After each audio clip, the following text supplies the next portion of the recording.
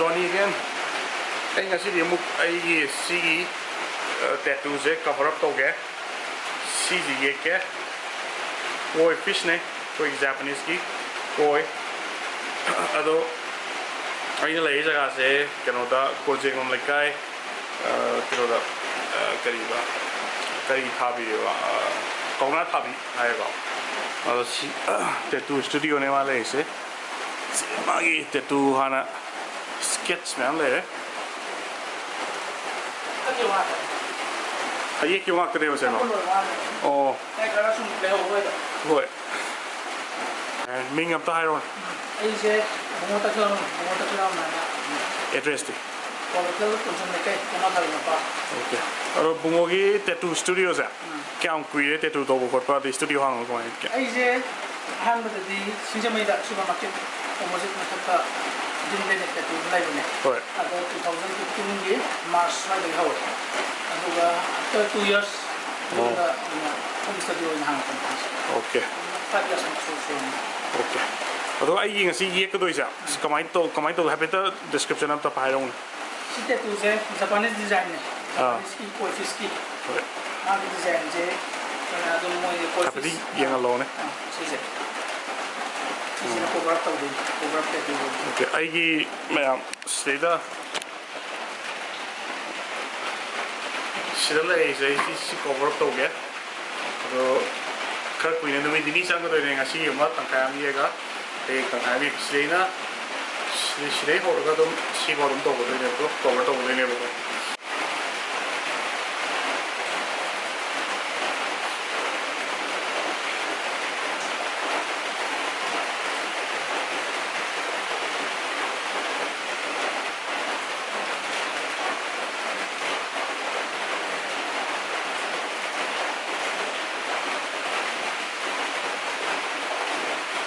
normal paper okay normal paper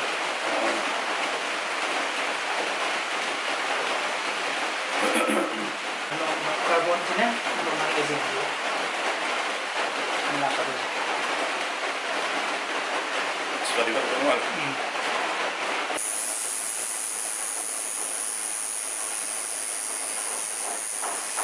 skin muslim lah ya skin type aja itu ya boleh alam mata alam daun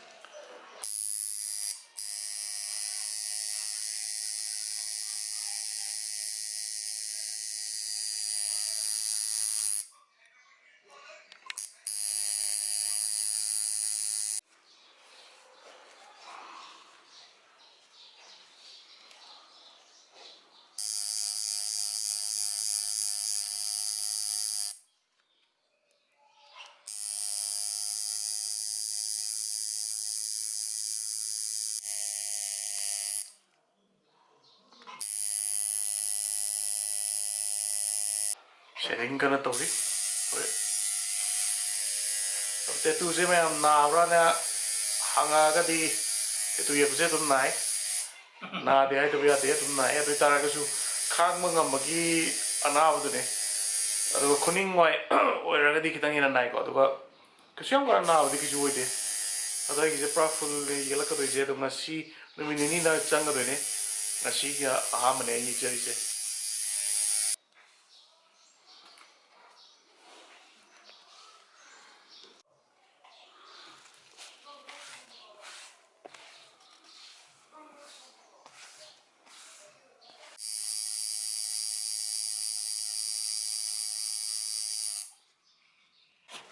ngasigi review.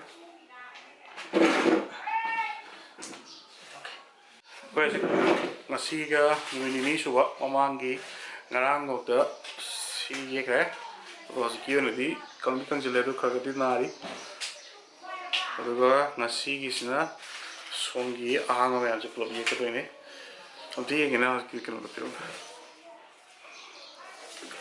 ani subutuna si lotus ne si siga temple nego mayam tattoo yek pini mala ergadi ai description da hapsa rakhe tattoo artist ki mameng Bungo Takhellambam mungchangai area ne ai hapsa rakhe address loina hapsa rakhe tattoo yek pini mala ergadi habiro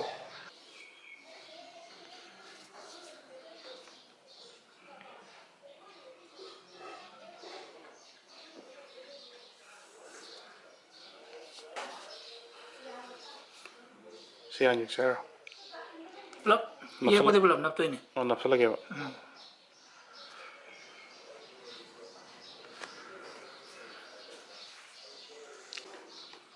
Nanti nanti ya, orang aku tuh sih gitu nya.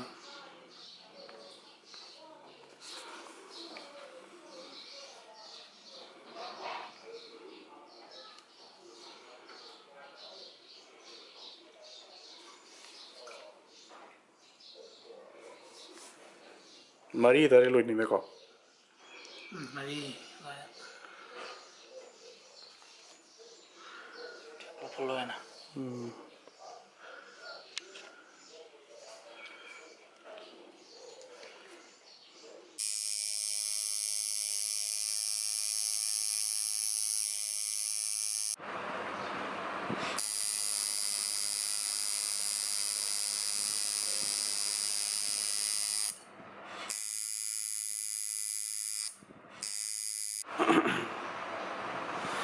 outline ye keluar hojik shading more ni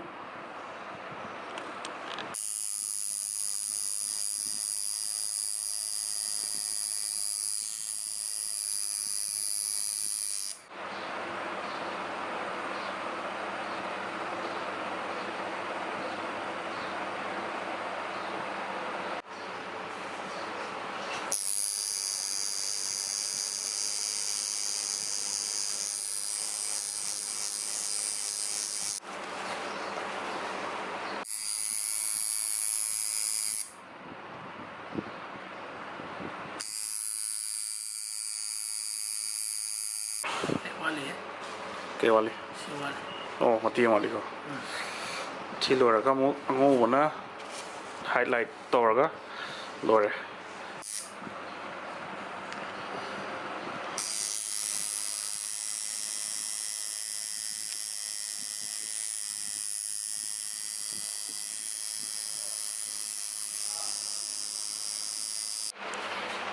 ye ko di lore sina ango ko pena highlight to ne si seng to ga lore te tu je finally lore yang kana na boy de do me am ye pyo bis bai de pung ke no sange ngara pung mari makhai ma ga ngasi pung almost mari muka pung mapan makhai pung sange total 9.5 hours kun